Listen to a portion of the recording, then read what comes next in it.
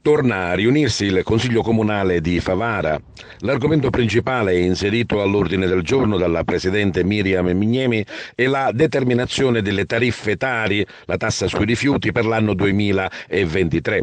Un argomento che il Consiglio Comunale nella precedente seduta aveva liquidato negativamente, ovvero era stato bocciato dall'opposizione che in Consiglio Comunale ha la maggioranza numerica.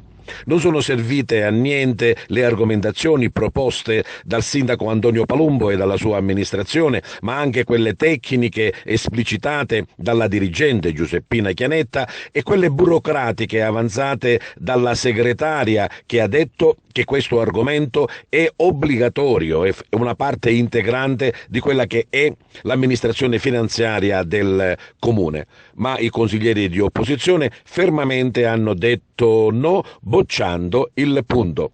Punto che adesso viene riproposto in quanto c'è tempo fino al 31 maggio per questa approvazione che, come dice la segretaria, è un atto dovuto.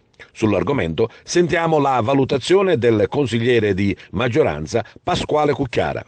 Le tariffe Tari 2023 saranno oggetto di discussione nel prossimo Consiglio Comunale. Un Consiglio Comunale che comunque appare abbastanza scontato, dato che l'opposizione ha già confermato sia in commissione consiliare sia insomma negli organi preposti che comunque è determinata a bocciare nuovamente le tariffe. Un comportamento certamente irresponsabile da parte dei miei colleghi, perché si tratta di un atto dovuto, si tratta di un adeguamento che comunque accomuna tutti i paesi della provincia di Agrigento. Tra l'altro si configura anche la possibilità di un danno reale, in quanto la Corte dei Conti parla chiaro: o gli adeguamenti si spalmano sui cittadini o deve essere il comune a pagare appunto questo adeguamento. L'argomentazione principale dei consiglieri d'opposizione è quella di non voler votare un aumento che va a pesare sulle tasche dei cittadini. Ma ci mancherebbe, anche noi non vogliamo votare nessun aumento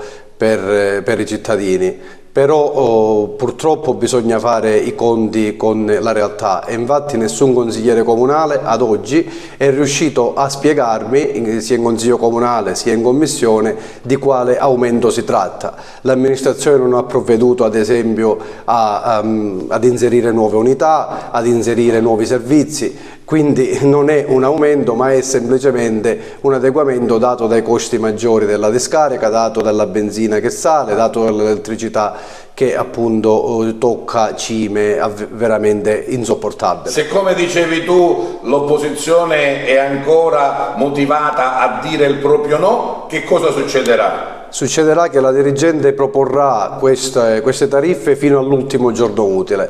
L'ultimo giorno utile è il 31 maggio del 2023, quindi se venisse bocciata nuovamente le tariffe Tari saranno riproposte a fine maggio. In caso di bocciatura verranno riproposte le tariffe del 2022, però ricordo che i consiglieri d'opposizione hanno voluto anche modificare il regolamento sulle seconde case e quindi anche in questo caso ci saranno delle tariffe sbagliate in relazione alle nuove regolamenti.